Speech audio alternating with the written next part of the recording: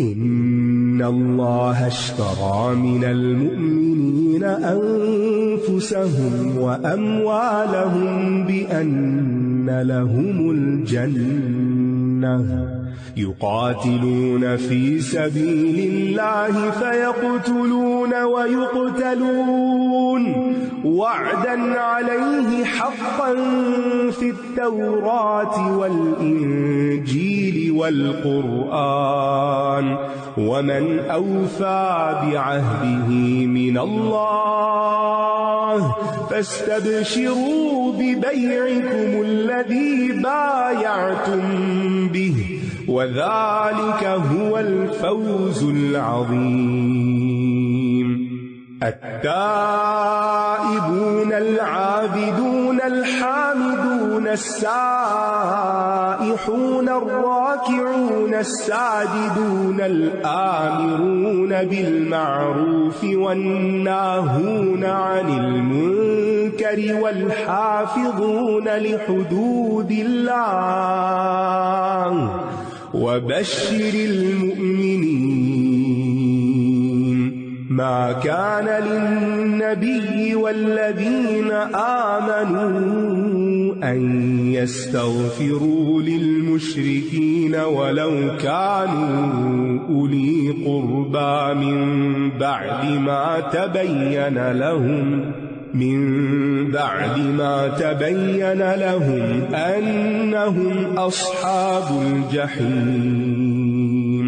وما كان استغفار إبراهيم لأبيه إلا عن موعدة وعدها إياه فلما تبين له أنه عدو لله تبرأ منه إن إبراهيم لأواه حليم.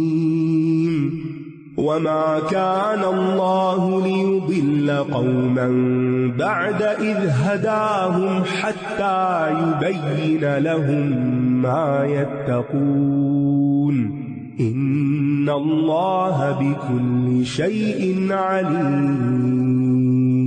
إن الله له ملك السماوات والأرض يحيي ويميت وما لكم من دون الله من ولي ولا نصير.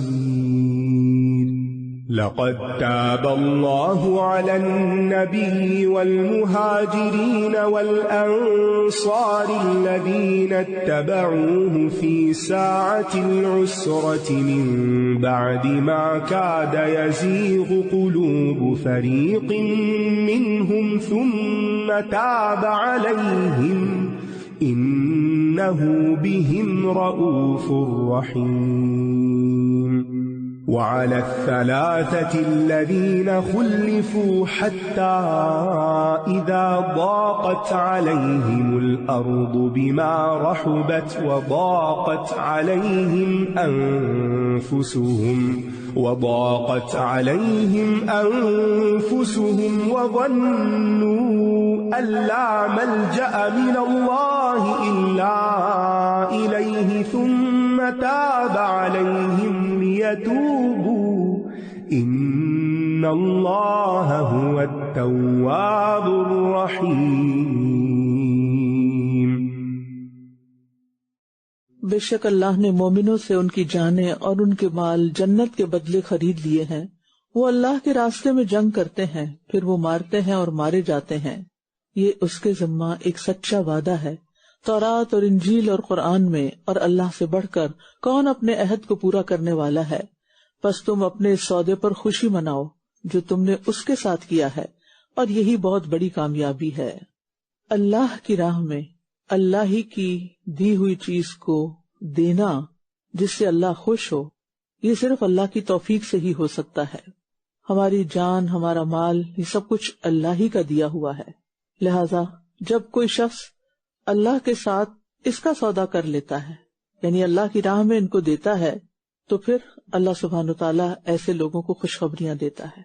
اور اللہ تعالیٰ کا کرم دیکھیں کہ جانیں اس نے دی، مال اس نے دیے، اور وہ پھر ہم سے ہی سودا کر رہا ہے کہ ہم اس کے راستے میں خرچ کریں، اور پھر وہ ہمیں اس کے بدلے میں جنت ہی نہیں بلکہ ہمیشہ کے لیے ہمیں ان چیزوں کا مالک بنا دے گا۔ لہذا انسان کو اس ڈیل پر، اس سودے پر خوش ہونا چاہیے کہ ہماری جان انتہائی حقیر ہے، ہمارے مال کتنے دے سکتے ہیں، یعنی بہت ہی کم چیز ہے نا جو ہم دے رہے ہیں، اور بدلے میں بہت کچھ ملنے والا ہے۔ خیر و ابقا، جو بہتر بھی ہے اور ہمیشہ بھی رہنے والا ہے۔ لیکن اس میں کرنا کیا ہوتا ہے؟ جب ہم یہ معاہدہ کر لیتے ہیں اپنی جان و مال کا، پھر ان کو اللہ کی مرضی کے مطابق استعمال کرنا ہوتا ہے۔ اور پھر خاص طور پر اگر جان اللہ کے راستے میں چلی جاتی ہے تو انسان کو شہادت نصیب ہوتی ہے، اور شہیدوں کے جنت میں سب سے خوبصورت گھر ہے۔ رسول اللہ صلی اللہ علیہ وسلم نے فرمایا، میں نے آج رات خواب میں دیکھا کہ 2 شخص آئے اور مجھے ایک درخت پر چڑھا کر لے گئے، پھر ایک خوبصورت اور بہترین گھر میں لے گئے جس سے زیادہ خوبصورت گھر میں نے کبھی نہیں دیکھا۔ ان دونوں نے مجھے بتلایا کہ یہ شہیدوں کا گھر ہے۔ تو بہرحال اللہ سبحانہ وتعالیٰ کے ساتھ معاہدہ کرنا، اپنی جان اور مال دے کر اس کی رضامندی خریدنا، یہ سب سے زیادہ شرف والا کام ہے، انتہائی قدر و منزلت والا کام ہے۔ ہمیں سوچنا چاہیے کہ کیا ہم ان لوگوں میں سے ہیں کہ جنہوں نے یہ معاہدہ کر رکھا ہے؟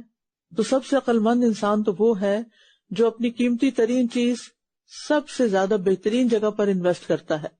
اس معاہدہ کرنے والوں کی صفات کیا ہیں؟ یہ توبہ کرنے والے، عبادت کرنے والے، حمد کرنے والے، روزہ رکھنے والے، رکوع کرنے والے، سجدہ کرنے والے، نیکی کا حکم دینے والے اور برائی سے روکنے والے، اور اللہ کی حدود کی حفاظت کرنے والے ہیں۔ اور آپ مومنوں کو خوشخبری دے دیجئے۔ یہاں ایسے سچے مومنوں کی 9 صفات بتائی گئی ہیں۔ پہلی 6 صفات میں معاملہ اللہ کے ساتھ ہے، توبہ کرنے والے، عبادت کرنے والے، اللہ کی حمد بیان کرنے والے، روزے رکھنے والے، رکوع کرنے والے، سجدے کرنے والے۔ 7ویں اور 8ویں کا تعلق مخلوق سے ہے، الامرون بالمعروف والناہون عن المنکر، اور آخری صفت کا تعلق دونوں سے ہے۔ تو یہ لوگ جو ہیں بہت زیادہ توبہ کرنے والے ہوتے ہیں، توابین ہوتے ہیں۔ نبی صلی اللہ علیہ وسلم خود دن میں 100 بار توبہ کرتے تھے، اور پھر اللہ کے راستے میں نکلنے والوں کے لیے اس سے بہتر ذکر کوئی نہیں، کیونکہ بہرحال انسان جب کوئی بڑا کام کرتا ہے نا تو اس سے غلطیاں بھی بعض اوقات بڑی بڑی ہو جاتی، تو ان غلطیوں کو توبہ استغفار ہی دھوتی ہے۔ اور پھر سائحون جو ہے یہ اللہ کے راستے میں نکلنے والے، اللہ کے دین کا علم سیکھنے والے طالب علم بھی ہیں، اور روزہ رکھنے والے بھی اس کا معنی کیا گیا ہے۔ اور اس کا یہ مطلب نہیں کہ روزہ رکھتے ہیں تو نماز نہیں پڑھتے، کیونکہ کئی لوگ ایسا بھی کرتے ہیں، وہ سمجھتے ہیں کہ ہم نے سب کر دیا، تو یہ درست نہیں۔ جو بھی اللہ کا حکم ہے وہ سب اس میں آ جاتا ہے، اور انسان اللہ کے دین پر جتنا بھی ثابت قدم ہوگا اتنی ہی اس کے لیے خیر و برکت، بھلائی، رضامندی کی خوشخبری ہوگی۔ اس نبی اور ان لوگوں کے لیے جو ایمان لائے یہ جائز نہیں کہ وہ مشرکین کے لیے اللہ سے بخشش مانگے، اگرچہ وہ ان کے قرابت دار ہی کیوں نہ ہو، اس کے بعد کہ ان کے لیے واضح ہو گیا کہ یہ جہنم کے ساتھی ہیں۔ یعنی کسی کے لیے بخشش کی دعا کرنے کا مطلب کیا ہے؟ کہ ہم اس کے لیے بڑی ہمدردی رکھتے ہیں۔ آپ کس کے لیے دعا کرتے ہیں؟ جس سے آپ کا کوئی تعلق ہوتا ہے، کوئی کنسرن ہوتا ہے، اور ایک محبت کا اظہار بھی ہوتا ہے۔ تو اب آپ دیکھیے کہ اگر انسان کسی مشرک کے لیے دعا کرتا ہے تو اس کا کیا مطلب ہے؟ کہ وہ اس سے محبت رکھتا ہے۔ تو مومنوں کو اجازت نہیں کہ وہ ایمان والوں کے باہر کسی سے محبت کریں، اور پھر خواہ قرابت داری کیوں نہ ہو، ایک اچھا تعلق ضرور ہوگا لیکن دل کا تعلق صرف ایمان والوں سے ہی ہونا چاہیے۔ اور یہاں پر خاص طور پر ایسے رشتہ داروں کا ذکر ہو رہا ہے کہ جو ایمان پر نہ ہو، تو ان کی ہدایت کی دعا تو کی جا سکتی ہے لیکن مرنے کے بعد ان کی بخشش کی دعا نہیں کی جا سکتی۔ اگر والدین ہوں تو ان کے جنازے اور کفن دفن کے انتظامات میں شرکت کی جا سکتی ہے لیکن ان کے لیے دعا نہیں کر سکتے، کیونکہ روک دیا گیا ہے۔ اگر کوئی مومن نہ اپنے رنگ کا ہے، نہ نسل کا ہے، نہ کوئی جان پہچان ہے، لیکن آپ اس کے جنازے میں جاتے ہیں اور خیر خواہی سے دعا کرتے ہیں، تو یہ دراصل اس کا حق ہے آپ پر کہ آپ ایسا کریں۔ اور ابراہیم کا اپنے باپ کے لیے استغفار کرنا محض ایک وعدے کی بنا پر تھا جو اس نے اس سے کر لیا تھا۔ پھر جب اس پر واضح ہو گیا کہ وہ اللہ کا دشمن ہے تو اس سے بیزار ہو گیا۔ بے شک ابراہیم یقیناً بہت آہوزاری کرنے والا، بہت بردبار تھا۔ اواہ، آہ بھرنے والے کو کہتے ہیں، مراد ہے بہت دعائیں کرنے والا، اور رقیق القلب، اور نرم دل۔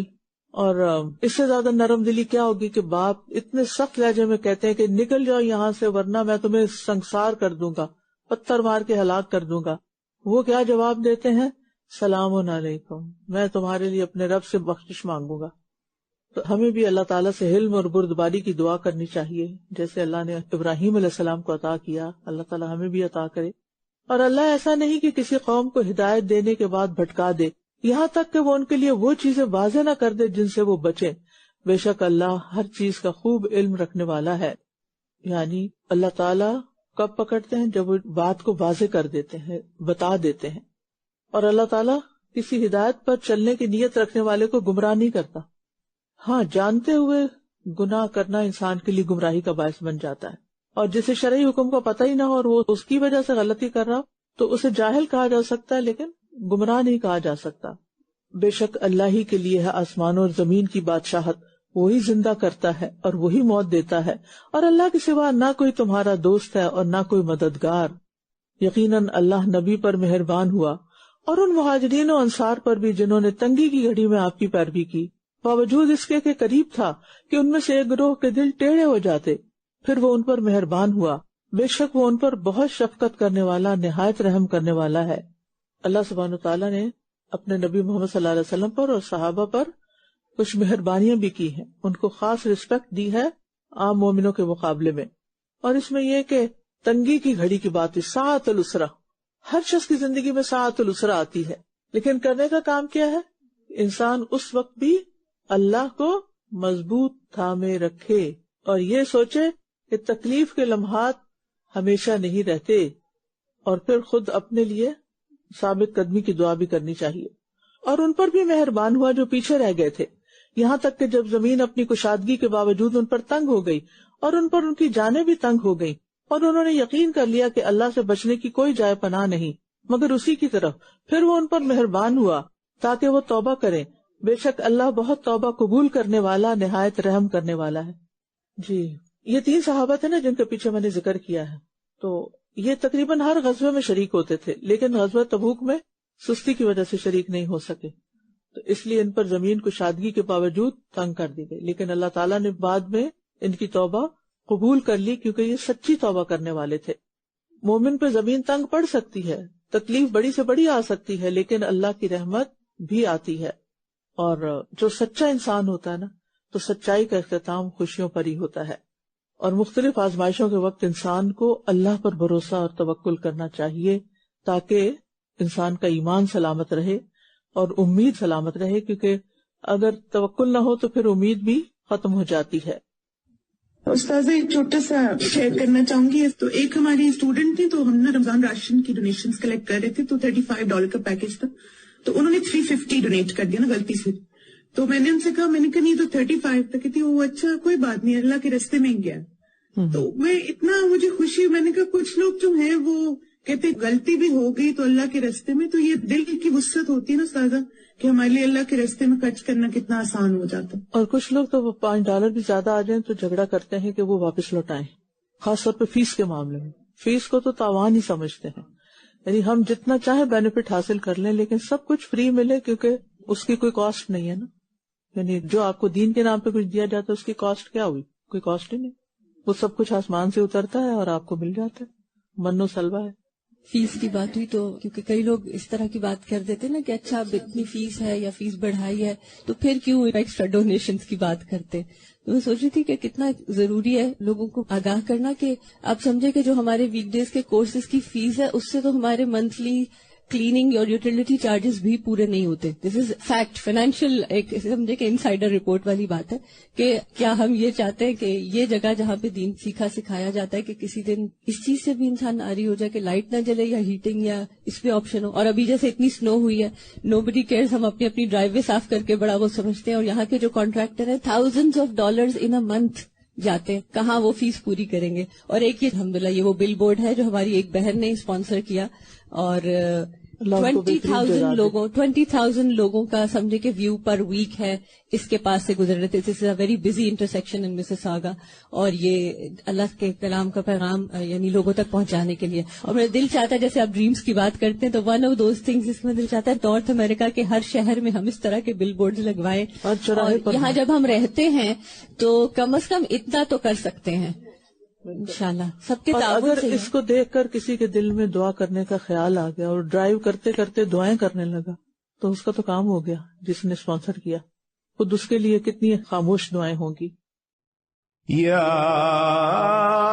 ایھا الذین آمنوا اتقوا اللہ وکونوا مع الصادقین ما كان لأهل المدينة ومن حولهم من الأعراب أن يتخلفوا عن رسول الله ولا يرغبوا بأنفسهم عن نفسه ذلك بأنهم لا يصيبهم ظمأ ولا نصب ولا مخمصة في سبيل الله ولا يطؤون موطئا يغيظ الكفار ولا ينالون من عدو نيلا إلا كتب لهم به عمل صالح إن الله لا يضيع أجر المحسنين ولا ينفقون نفقة صغيرة ولا كبيرة ولا يقطعون واديا إلا كتب لهم ليجزيهم الله أحسن ما كانوا يعملون وما كان المؤمنون لينفروا كافة فلولا نفر من كل فرقة منهم طائفة ليتفقهوا في الدين ولينذروا قومهم إذا رجعوا إليهم لعلهم يحذرون. اے لوگو جو ایمان لائے ہو اللہ سے ڈرو اور سچے لوگوں کے ساتھ ہو جاؤ، سچے لوگوں کے ساتھ ہو جاؤ، ساتھ مل کے رہو، کیونکہ انسان کی صحبت اور کسی کا ساتھ انسان کے بناؤ اور بگاڑ میں بہت اہم کردار ادا کرتا ہے. اگر انسان کا رہنا سہنا اٹھنا بیٹھنا منافق قسم کے لوگوں اور جاہلوں کے ساتھ ہو تو اس کے اثرات انسان پر آتے ہیں. اگر اس کے برعکس اچھے ایمان والے پکے ایمان والے اور راسخ العمل لوگوں کی صحبت میں انسان ہو تو انسان کو اپنی کمزوریوں پر غالب آنے کا حوصلہ پیدا ہو جاتا ہے. تو رسول اللہ صلی اللہ علیہ وسلم اور صحابہ جو تھے وہ صادقین. لہذا ہمیں اگر عام انسانوں میں کوئی ایسا نہیں نظر آتا تو کیا کریں؟ سیرت کا مطالعہ کریں، صحابہ کی زندگی کا مطالعہ کریں، اس کے بارے میں لیکچر سنیں تو آپ کے اندر ایک ایمانی جوش پیدا ہوگا اور پھر آپ کے اندر بھی وہ سچائی آئے گی. یعنی منافق جو ہوتے ہیں وہ جھوٹے ہوتے ہیں اپنے قول و فعل میں، ایمان والے سچے ہوتے ہیں. تو پھر اس سچائی کے ساتھ آپ بھی نیکی کے کاموں میں آگے بڑھیں گے. اہل مدینہ اور ان کے آس پاس رہنے والے بدویوں کے لیے مناسب نہ تھا کہ وہ اللہ کے رسول سے پیچھے رہ جائیں، اور نہ یہ مناسب تھا کہ یہ آپ کی جان سے بے پرواہ ہو کر اپنی جانوں کو عزیز رکھیں.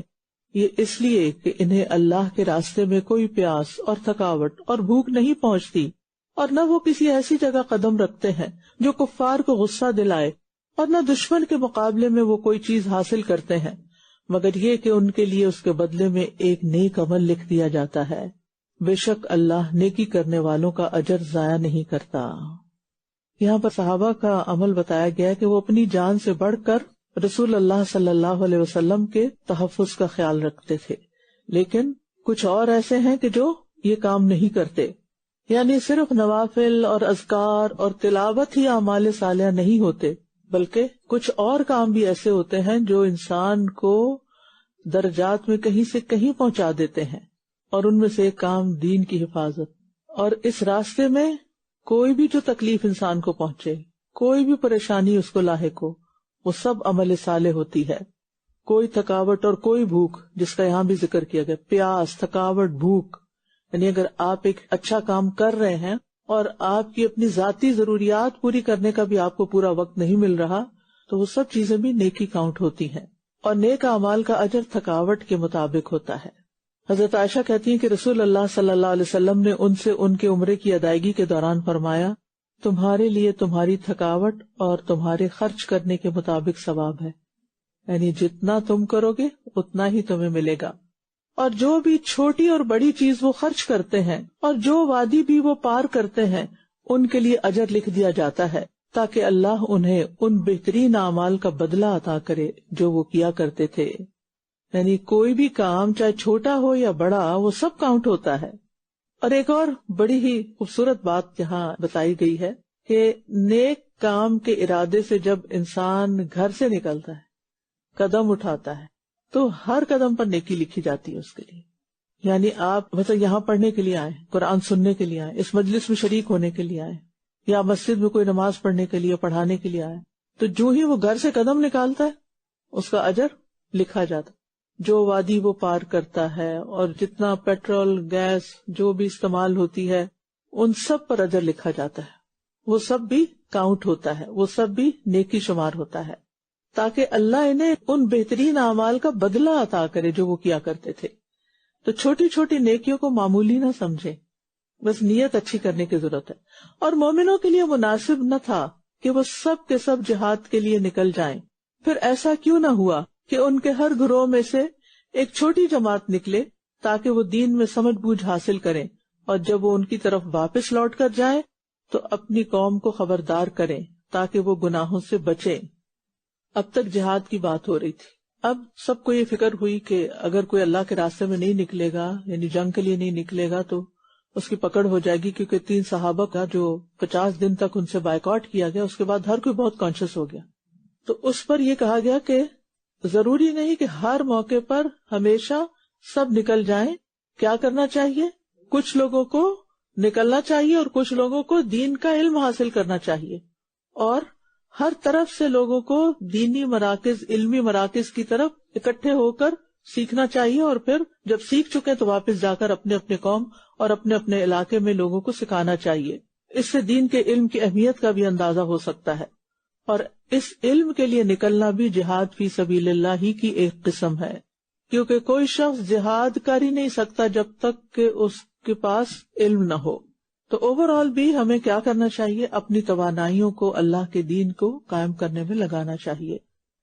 یا ایھا الذین آمنوا قاتلوا الذین یلونکم من الكفار وليجدوا فيكم غلظة واعلموا أن الله مع المتقين وإذا ما أنزلت سورة فمنهم من يقول أيكم زادته هذه إيمانا فأما الذين آمنوا فزادتهم إيمانا وهم يستبشرون وأما الذين في قلوبهم مرض فزادتهم رجسا إلى رجسهم وماتوا وهم كافرون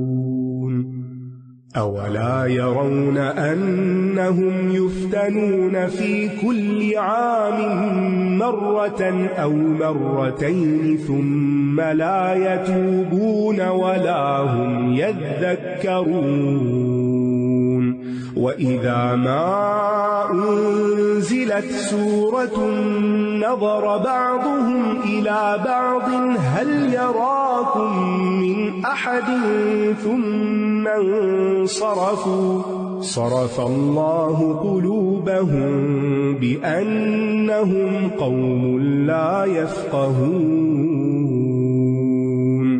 لقد جاءكم رسول من أنفسكم عزيز عليه ما عنتم حريص عليكم بالمؤمنين رؤوف رحيم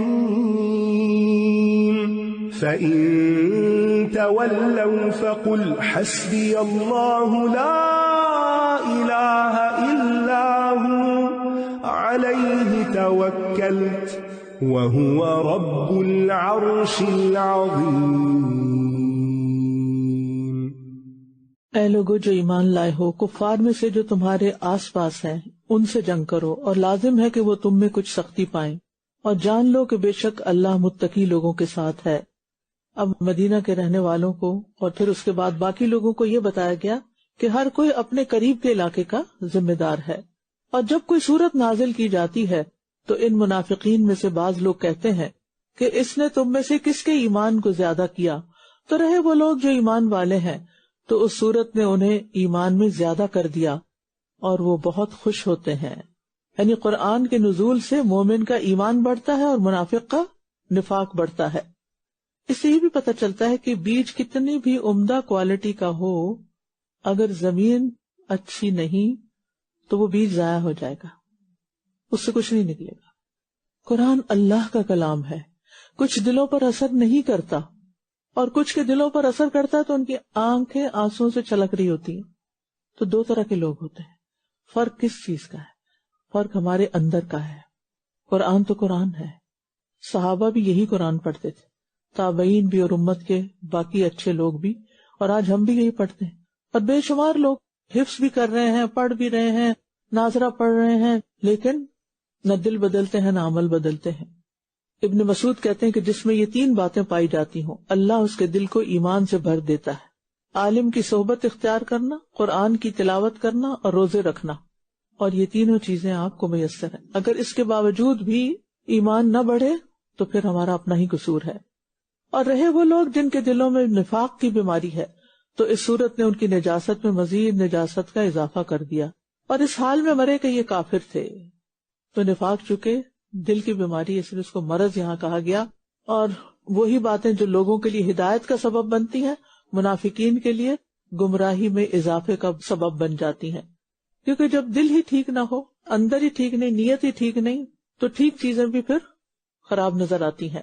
بیمار دل قرآن سے فائدہ نہیں اٹھا سکتے۔ کیا بھلا یہ منافق دیکھتے نہیں کہ یہ ہر سال 1 یا 2 بار آزمائش میں ڈالے جاتے ہیں، پھر بھی نہ یہ توبہ کرتے ہیں اور نہ نصیحت پکڑتے ہیں؟ یعنی مدینہ میں رہنے والے جو منافقین تھے ان کا نفاق کہیں نہ کہیں پکڑا جاتا تھا، ان کی سازش پکڑی جاتی، ان کا راز فاش ہو جاتا، کوئی جنگ پیش آتی تو وہ ان کے لیے آزمائش بن جاتی کیونکہ انہیں پیچھے رہنا ہوتا تھا۔ کبھی وہ پیچھے پیچھے ایسی باتیں کرتے تھے جو نبی صلی اللہ علیہ وسلم تک پہنچ جاتی۔ تو جب بھی کوئی ایسا موقع پیش آتا تو بجائے اس کے کہ وہ توبہ کرتے، لوٹتے، شرمندہ ہوتے، معافی مانگ لیتے اور سیدھے رستے پہ آ جاتے، وہ ہمیشہ جھوٹ، مکر، فریب سے اپنے غلط کام پر پردہ ڈالتے۔ اچھا، یہ آزمائش صرف ان پر نہیں آتی تھی، ہر سال ہر انسان پر کوئی نہ کوئی آزمائش آتی ہے۔ تو انسان کو اس وقت غور و فکر کرنا چاہیے کہ یہ آزمائش جو مجھ پر آئی ہے، اب مجھے یہ کیا سکھانے آئی ہے۔ یعنی جتنی بھی مصیبتیں وہ دراصل آزمائشیں ہوتی ہیں، یا وہ خالق کی طرف پلٹنے کا موقع دیتی ہیں اور یا وہ پھر انسان کے لیے عذاب بن جاتی ہیں۔ اور جب کوئی صورت نازل کی جاتی ہے تو یہ ایک دوسرے کی طرف دیکھتے ہیں، آنکھوں ہی آنکھوں میں باتیں کرتے ہیں اور کہتے ہیں کیا تمہیں کوئی دیکھ تو نہیں رہا؟ پھر یہ واپس پلٹ جاتے ہیں۔ اللہ نے ان کے دلوں کو پھیر دیا ہے، اس لیے کہ یہ ایسے لوگ ہیں جو سمجھتے نہیں۔ تکبر، نفاق، یہ انسان کو ایمان اور نیکیوں سے محروم کر دیتا ہے، کیونکہ انسان سوچ سمجھ سے کام نہیں لیتا۔ اور سورت کے اختتام پر اے لوگو، بے شک تمہارے پاس تم ہی میں سے ایک رسول آ گیا ہے جسے تمہارا مشقت میں پڑنا گراں گزرتا ہے، تمہاری بھلائی کا حریص ہے، مومنوں پر بہت شفقت کرنے والا، نہایت رحم کرنے والا ہے۔ یعنی جب مومن دکھ میں ہوتے تو نبی صلی اللہ علیہ وسلم کو فکر ہوتی، تکلیف ہوتی۔ یعنی وہ انسان ہی کیا ہے جیسے کسی انسان کی دکھ درد تکلیف پر کوئی تکلیف محسوس نہ ہو، اس کا وہ احساس ہی نہ کرے۔ کچھ لوگ ایسے ہی کولڈ ہوتے ہیں نا، سرد دل، آپ بیمار ہوں، آپ تندرست ہوں، آپ کے اوپر کوئی پریشانی ہو، وہ پوچھتے بھی نہیں، ان کو کوئی کنسرن ہی نہیں ہوتا، ان کے کان پہ جوں نہیں رینگتی۔ نبی صلی اللہ علیہ وسلم کی سنت کیا ہے، آپ کا طریقہ کیا ہے کہ کسی مومن کو کوئی تکلیف پہنچتی تو آپ کو گراں گزرتی، آپ اسے محسوس کرتے، اور اسی طرح صرف خاص تکلیف کے موقع پر نہیں، امت پر آپ نے ہر ممکن آسانی کی اور آسان طریقے اختیار کیے، اور نبی صلی اللہ علیہ وسلم کو لوگوں کی ہدایت پر اور لوگوں کو گمراہی سے بچانے کی سخت حرص تھی، اور اس پہ انہوں نے اپنی جان کو گلا ڈالا تھا، اور وہ انتہائی مہربان تھے اور رؤوف بھی تھے۔ رؤوف ایسا شخص ہوتا ہے جسے سختی یا مصیبت دیکھ کے ترس آ جائے، اس کا دل پسیج جائے، تو نبی صلی اللہ علیہ وسلم کو اللہ تعالیٰ نے رحمت للعالمین بنا کر بھیجا تھا، یعنی سب کے لیے رحمت کا پیغام تھا، مگر خاص طور پر مومنوں کے لیے.